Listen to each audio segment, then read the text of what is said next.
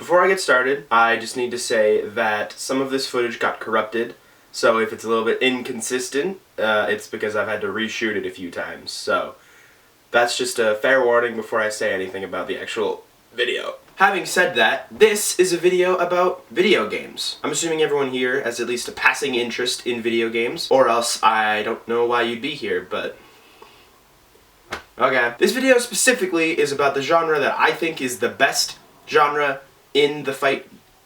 I messed it up. This video is specifically about the genre of video games I believe to be the greatest in the video game scene. The fighting.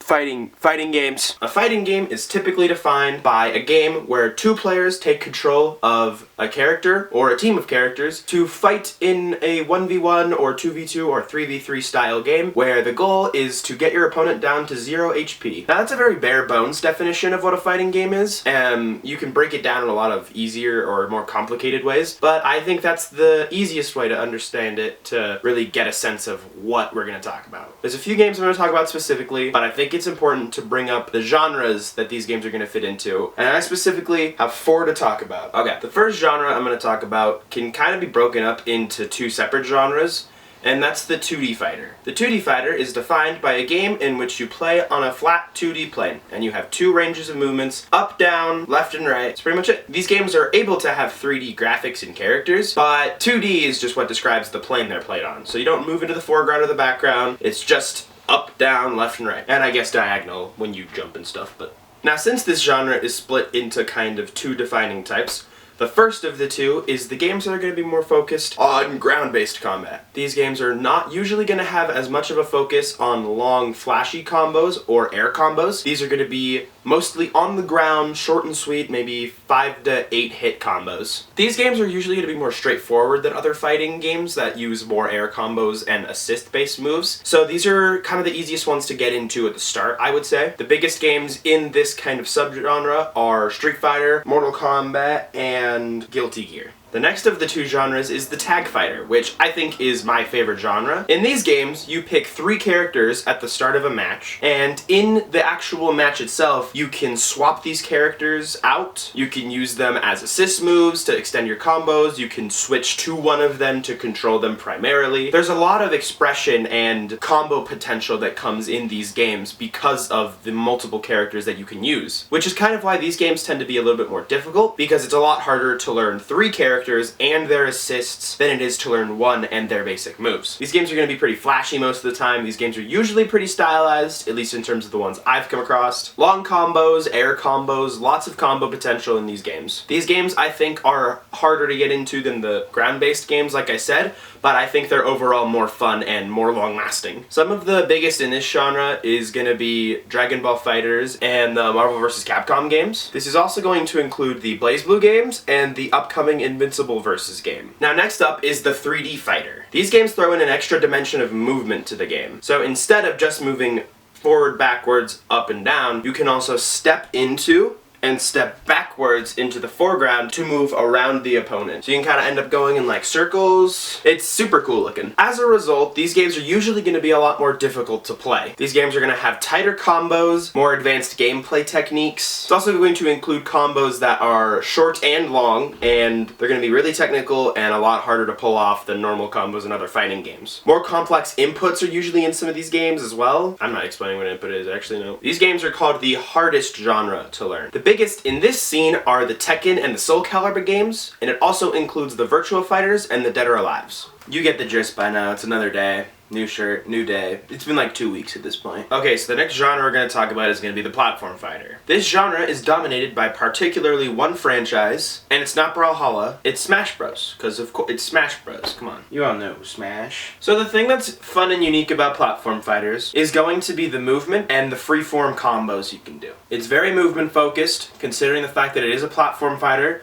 You're going to be able to jump much higher in the air, use the platforms as ground. It's going to be focused like lots of air combo potential. It's very movement based, and that's a very big part of these games. The freeform combos comes from the fact that all the combos are kind of open-ended, meaning you don't have to link them together as technically as other fighting games would let you. You can, but you can also just understand what moves to use when and use them on the fly depending on the situation to benefit you. So it all kind of adds this effect that makes it really easy to pick up and learn, but also have a really nice skill ceiling so you can really get into it if you want to. This genre is often kind of considered the party game of the fighting genre, which I think is kind of stupid because any fighting game could be considered a party game. You just have to play it with a big group of people, and Smash Bros. Just happens to be one of those games where you can play with a bunch of people at once, and it's easy enough so people can learn it on the fly in the middle of a party. So like I said, the biggest franchise in this genre is gonna be the Smash Bros. Games, but also included in this genre are games like Brawlhalla and Rivals of Aether. The last genre we're gonna talk about today is gonna be the Arena Fighter. Now these games are mostly made for anime-based fighting games. Other games may have styles based around anime,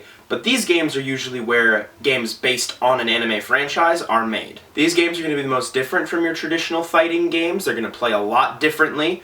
They're usually going to be a lot more floaty, a lot more long combos, super flashy, and really big open stages so you can fight through these giant open areas to make it look as cinematic as possible and as close to an anime as you can get. As a result of this, these games tend to be super fun to watch just because of how flashy they can be, but they're kind of underrepresented in the fighting game scene. The biggest games in this genre are going to be the Budokai and Sparking Zero games for Dragon Ball, the Hinokami Chronicles for Demon Slayer, the Ultimate Ninja Storms for Naruto, and the One's Justice games for My Hero. It's day 3. Now that we've gone over and concluded some of the different genres of fighting games, I think it's important to go over why people play fighting games and why they enjoy them so much in the first place. Now, I'm not saying these are reasons why you have to like some fighting games, but I think these are the most common reasons why people tend to gear towards specific fighting games or fighting games in general. Skill-based competition. The competitive game is not exactly a niche genre. To say it would be nothing but a plain lie. But when you take into consideration what a competitive game is, how many of the games that come to mind are truly no-luck based competitive games? The fighting game genre is filled with games where it's just you versus one other player, and the only deciding factor is going to be your skill. In games like Mario Kart and Party, Hearthstone, League of Legends, any racing game out there, any sports game, a lot of these games have luck factors that play into them. Factors that help to decide a winner, essentially. Pulling a bad hand in Magic, getting a bad item, getting hit by a bad item in racing games. It's all part of the equation that helps bad players win. I shouldn't say bad, I should say the less skilled. It's not really a thing in fighting games. In fighting games, it's just you and your character against the opponent and their character. And what's going to decide a winner is if you can outplay and outmatch your opponent. A lot of people like this because in games like Mario Kart, you could be the greatest Mario Kart player, but get hit by a blue shell at the very end of the race and lose the entire thing because someone else got luckier than you. But no, not in fighting games. In fighting games, there is no blue shell to hit you and lose all your HP at the end of the game. You are the blue shell. That doesn't make a lot of sense, but you get what I'm saying. Now, this may turn some people off, because sometimes it's nice to have that added luck if you're not that good at a game. It's good to feel like you won something, but I think it's better to feel like you won something because you used your skill and played better than your opponent. Skill mastery and progression. A lot of games you might play in your time include a feature where you level up and your stats increase to go along with your character. You get stronger, faster, maybe more intelligent. All of these help to propel your character to the end game. But in fighting games, there is no end game. You're thrown straight in, and it's on you to learn how to play and how to get good. You don't level up as you play fighting games, or at least your character doesn't. There are no mystical skill points that show you got stronger. The way you get stronger is by getting better by learning the game. When you get better at fighting games, the thing that gets better isn't your character, it's you. By getting better at these games, you learn more combos and more ways that you can win in a match. I just a lot of cuts that I don't want to make. It's on you to learn how to play the game and learn combos so you can win matches and get better. That's why there's a training mode. Cool characters. Now, the thing that's going to attract people to your fighting game is going to be the available characters that you can play as. Whether it's in a roster of 92 or a roster of 18, the characters are what's going to be looked at the most when people decide what game they want to play. That's why it's important to have characters that not are only cool looking, but also fun to play and unique from each other. If you have a cool roster of characters that all look really cool, but don't play any differently from each other, then there's not a lot of overlap and people are kind of just going to be bored of the game. A mark of a good fighting game is going to be a well-balanced roster where every character feels unique to play and fun to someone out there. I can hear them rummaging. There are like 8 different character archetypes that a character can fit into that I'm not going to go into right now because that's just a lot of stuff that is not going to make sense. But it's cool to look into, so you should look it up. A satisfying feel. Fighting games are ridiculously satisfying to play. Whether you're executing super long, flashy combos that are just awesome to look at, or short and sweet, effective combos that can chip away at an opponent's health to win a match, the thing that's going to drag people towards a fighting game and keep them there is how good the game feels to play overall. I am super happy with that. This also includes the controls, which is a lot more important than you might think, because if a game doesn't feel good to play, shocker, people aren't really gonna want to play it. Combo game and winning. Now, I feel like I don't have to explain the winning part of this, because it just feels good to win.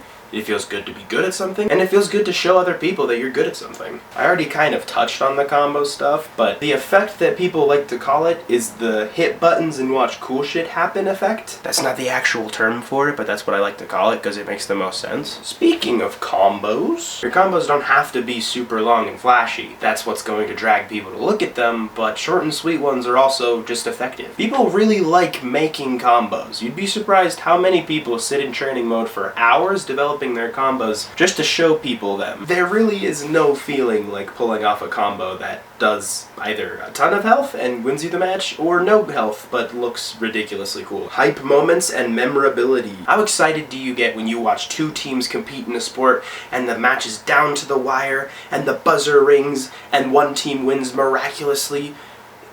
That's literally just fighting games. Pick any fighting game and look up cool moments, and I guarantee you there will be 30-minute compilations of matches that are nothing but hype moments and memorable scenes to watch. And it doesn't have to be ones you watch. You can make your own hype moments. Sometimes just playing with your friend online will leave you walking away with tons of hype and memorable moments. And that's something that feels really good to be able to either look back on or just reminisce about. Now this one's kind of an honorable mention because not everyone is as involved in the competitive scene of the fighting games, but I think having a rivalry really does help with keeping people around for fighting games. Having a rivalry with just your close friend can motivate you to get better and beat them, or it can also motivate you to get better with them. That'll really help motivate you to keep playing the game you decided to pick up. Okay, it's here. This is the important part. I'm going to go into some of the biggest fighting game franchises out there and give you a short but simple, effective breakdown of what makes them special and what makes them unique. Now keep in mind you don't have to play every fighting game I'm going to talk about, but I do think you should pick out a handful that are going to sound interesting enough to look into and maybe buy and learn. Also, I'm going to talk about this more later, but the first step to getting into a fighting game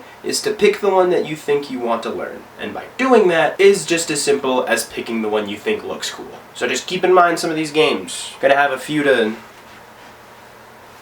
talk about. Street Fighter's up first. Ignore the change of clothes because it's once again a different day, day 5.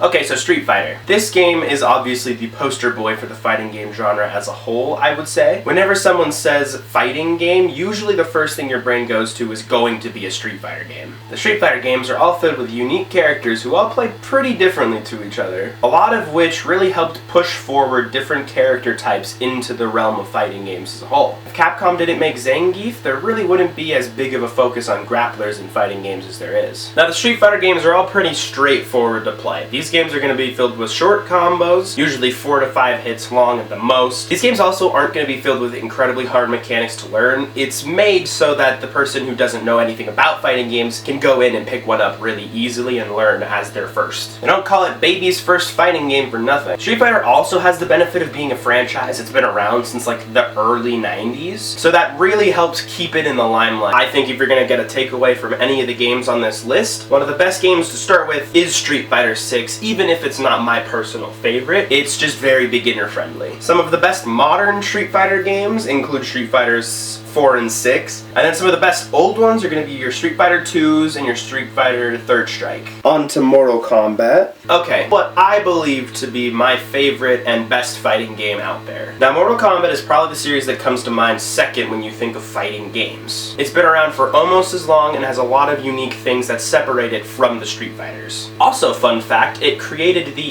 ESRB system that we have to rate video games right now on maturity. Now, obviously, the defining feature of the Mortal Kombat games is going to be the gore. The fatalities, the brutalities, the friendships, all of it. All of the gore is what separates Mortal Kombat from most other fighting games. I don't think it's the focal element, because obviously it's the thing that separates it from all of them, but I think the gameplay stands out as one of the most fun among every franchise there's out there. Mortal Kombat is also super simple to learn, but I think it has a super high level of improvement that you can go through if you really want to get in and learn it, just because there's a lot of characters that play really fun and uniquely. Thank you, and it shuts off now. Mortal Kombat is also going to be a game that's focused on more ground-based combos, but depending on which game you pick, there are infinites and super long combos you can get into, and also some games have really heavy emphasis on air combos. I also think Mortal Kombat has the best story of any fighting game. Now, I haven't really talked about story because it's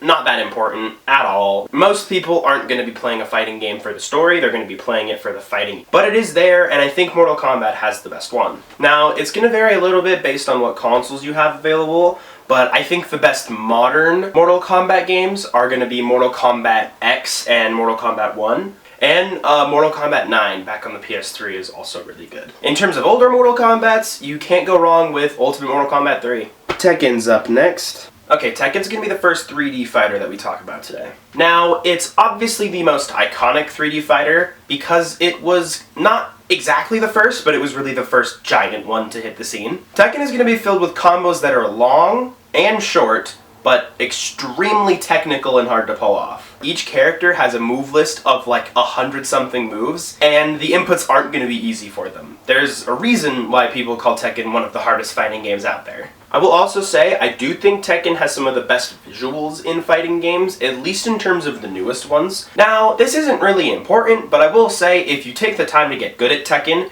it's going to look super impressive because of how hard Tekken is to learn on a technical level. I wouldn't recommend it as a first fighting game, though. It's super fun, but it's very difficult to pick up if you know nothing about fighting games. Also kind of unrelated to the general gameplay, but for a long time, and even now, the fighting scene behind Tekken was mostly a primarily Asian and Korean dominated scene. There's actually a super cool video about this dude who was like a random person that went to EVO with Tekken and became one of the first Americans to win an EVO, or at least get to the finals in an EVO. It's super interesting.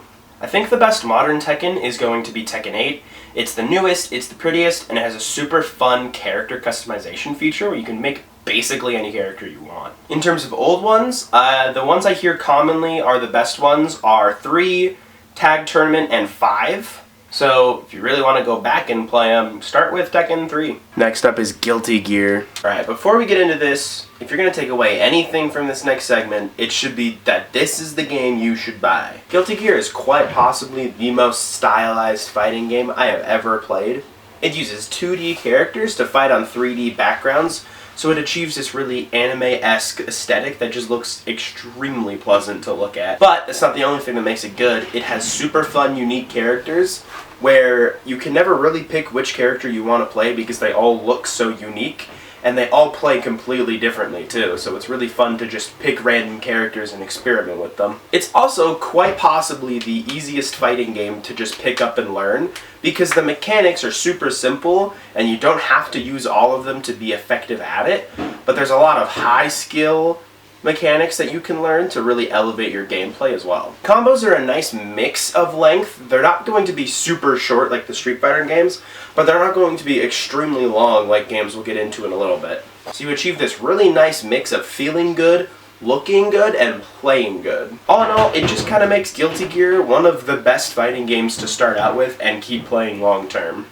And they're still updating it, and it's getting content all the time, so it's really good to pick up because it'll be supported for the next few years. I think the best one to do is the newest, Guilty Gear Strive, and honestly, I don't really know anything about the older ones, but most of them are available on PlayStation, so. Next up is Smash Bros. Okay, everyone knows Smash. This is probably the most iconic casual fighting game of all time, because half the people that play it don't even consider it a fighting game and call it a party game, which I think is crap, because it's a fighting game, but whatever you want to say, guys. This is the only platform fighter we'll talk about. It is the platform fighter, it's the one that made the genre, and it's the one that everyone plays in terms of a platform fighter. It's also the only console exclusive game we have on this list, so if you don't have a Nintendo device, you can't really play it. But if you do have a Switch, odds are you already own Smash Ultimate, or have at least played other Smash games in the past. The thing that's fun and unique about Smash is how the combos are kind of open-ended and free-form, which means if you have the right tools and right knowledge of the game, you can make combos up on the fly as you play. You don't have to sit in training mode for hours to learn a specific character's moveset and combos.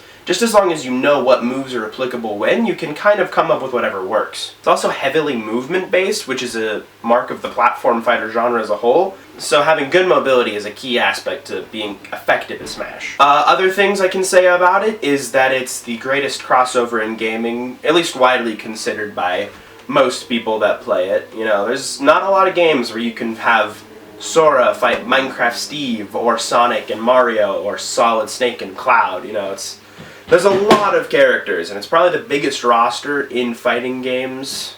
Maybe not period, but it's one of them. Also, competitive Melee is super difficult, so if that's the game you choose, it's going to be a lot harder to get into. If you're going to play a newer game, play Smash Ultimate. It's the biggest, it's the best, and if you're going to play an older one, play Melee, because it's the most competitive. Next is Dragon Ball FighterZ. Okay, now this is just a single game, not a franchise, but I think it's one of the most notable ones to talk about, so I'm talking about it. Dragon Ball FighterZ is one of the most fun fighting games I've ever played. It's up there with Guilty Gear and Mortal Kombat. It's also a very beginner-friendly game, so this is another one to look out for. A pro that this game has over other fighting games is the notable characters that it has. If you're even familiar with just a little bit of Dragon Ball knowledge, there's probably a good 5 or 6 characters in there that you could pick up and play. And if you're a hardcore Dragon Ball fan, this is the fighting game for you. It's styled like the Dragon Ball series, it plays like how fights in that show work, it has mechanics and super moves based on actual super moves and abilities that the characters have in the show. It's perfect. Another thing that makes this game unique and fun is every character kind of plays like a rushdown. I'm not going to get into it, but a rushdown is basically a high aggressive, get in your face kind of character.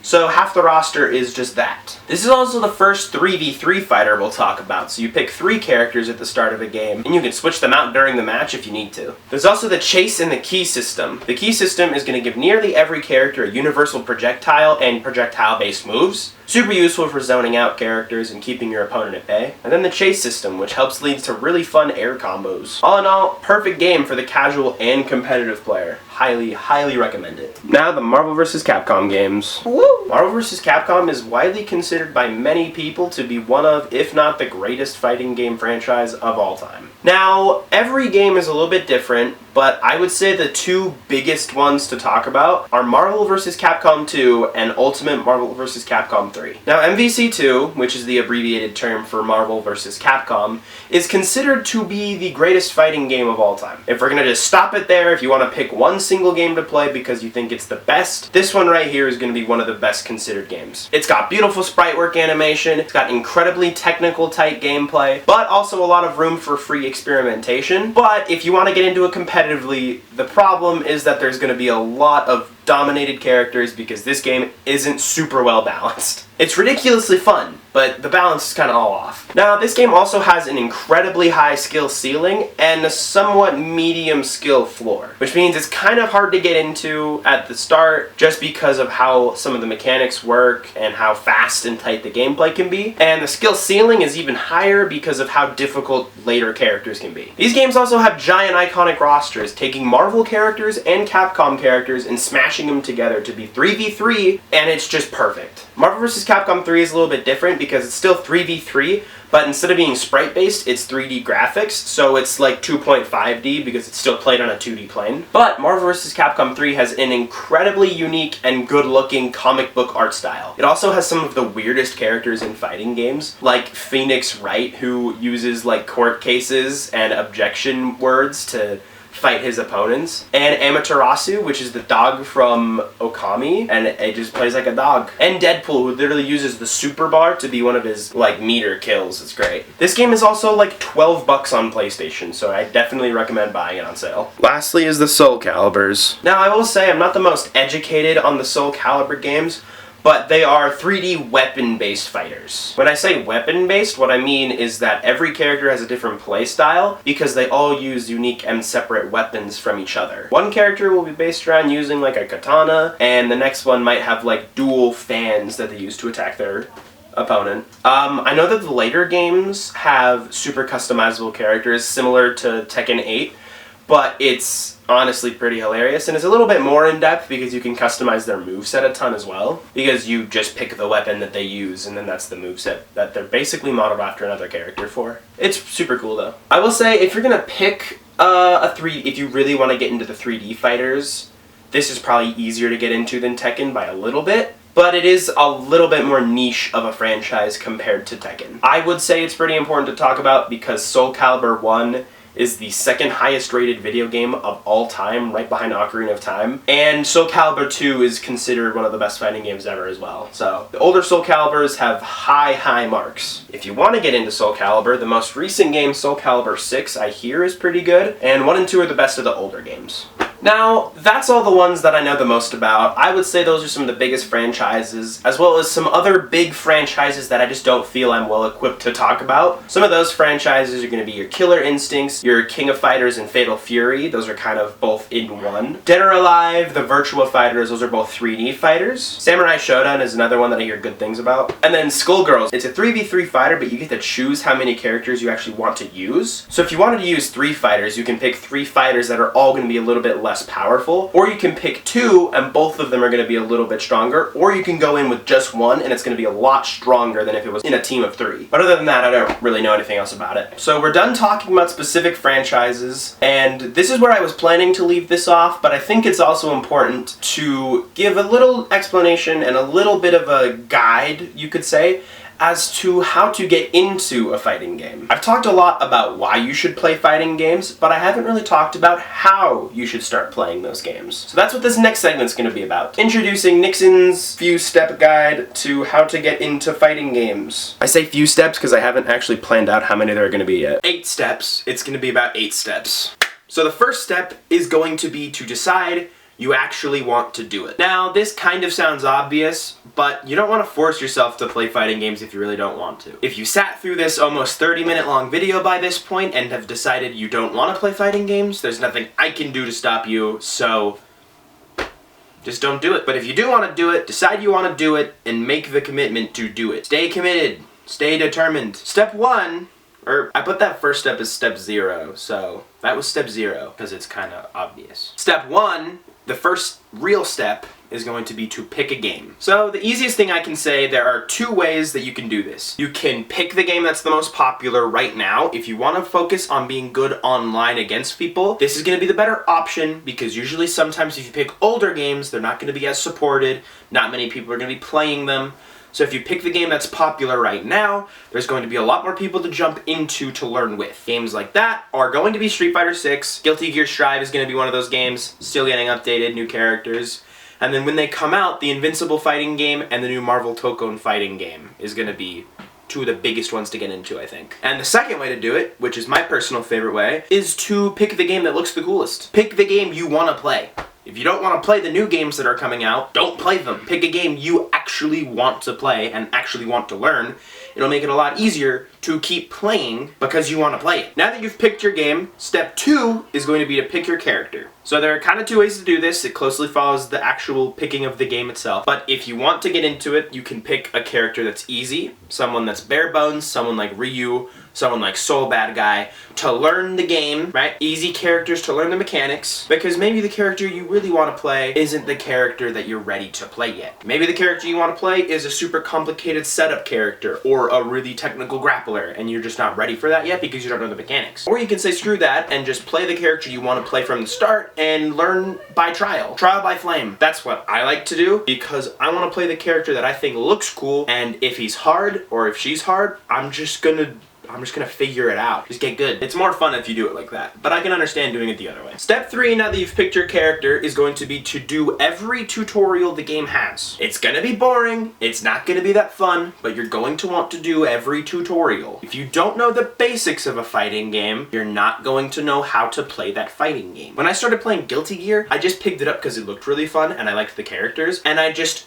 went into the training mode and started practicing, and I had no idea how to do any of the actual, like, necessary mechanics. So I sucked and I thought I hated the game. Then I went back and I actually learned the mechanics, and it's actually super fun. So if you learn the mechanics, you'll have a much easier time having fun with the game. So just do all the tutorials, learn how to play the game, and then you can implement those into the specific character you pick so you can level up your gameplay. Step 4 is going to be to play with people. Actual, real people. When you start, playing against bots is not a bad thing. It's good to kind of understand how an opponent is going to attack you. It kind of helps you get used to using defensive mechanics. But in the long term, playing against only CPUs isn't going to really help you because CPUs cannot chain together moves like combos like a real person can. Use the training mode all you want to develop your own skills, but once you need to actually utilize them, it's time to go online. Or play with someone at your house, like locally. Playing against an actual person might be a little bit more intimidating, trying to beat them, and maybe this person is leagues better than you and they're gonna sweep you. But I think it's better to lose to a skilled player than to win against a bad player, because then you can actually take away things and learn from that experience and carry that into your next matches. Step 5 is gonna be really important after you get swept 20-0 online, and that's gonna be to not give up. Fighting games are hard. They're not easy. They're going to be tough to get used to, and they're going to be tough even when you're used to them. But don't get discouraged just because you're losing. Keep going and take that failure and learn from it and use that to fuel your passion to keep playing. Take the losses and turn them into meaningful victories. Step 6 is going to go right along with this, which is take a break. You don't want to burn yourself out. If you really get to a point where it's too much, it is okay to set the controller down and move on for a few days or weeks. They're always going to be there when you want to come back to them. Sometimes this also helps because sometimes stepping away from a game for a little bit, when you leave for a specific period of time, sometimes you'll come back and you'll be better than you were when you left. And the final step I'm gonna say is just have fun. If you're not having fun with fighting games, probably shouldn't be playing them. Fighting games are a form of entertainment. They're there to make you happy. They're there to help you have a fun time. Enjoy the process of learning a fighting game. And when you have learned this game and you can go online and win matches, celebrate the fact that you can do that. You learned a new skill, and that's something to be proud of. So show it off. Download some clips of your combos. Download a match that you did and show it off online. Show the people you care about this thing that you got into and that you're really enjoying. Because the best part about fighting games kind of is the community sometimes. They're called the FGC. The fighting game community. Lots of people in the FGC are going to be there to help you with this process, and they're just going to be there to help you have fun with the game. Because that's the most important step. So go out there, stop watching this video, and go play fighting games. I have given you all the necessary tools, all of the knowledge you can possibly need in a quick 30-minute, 25-minute glance at how to get into these games. So go enjoy them. Go spend $20 on Dragon Ball FighterZ. Or go get Guilty Gear on sale and go start playing it. Or go get Street Fighter and just enjoy it. Maybe I'll see you online to the 0 people that this video is going to reach. But who knows? And to the one person that I specifically made this video for, you better have gotten to the end, because I will be disappointed if you didn't. So I didn't really have a real way to end this video. That was kind of just my go at doing it. So, thank you. Thanks for watching this thing that I did for like 2 weeks. For some reason. I don't know if anyone is gonna watch it, but if you did, thank you. That's kind of all I have to say, so go play fighting games. Goodbye.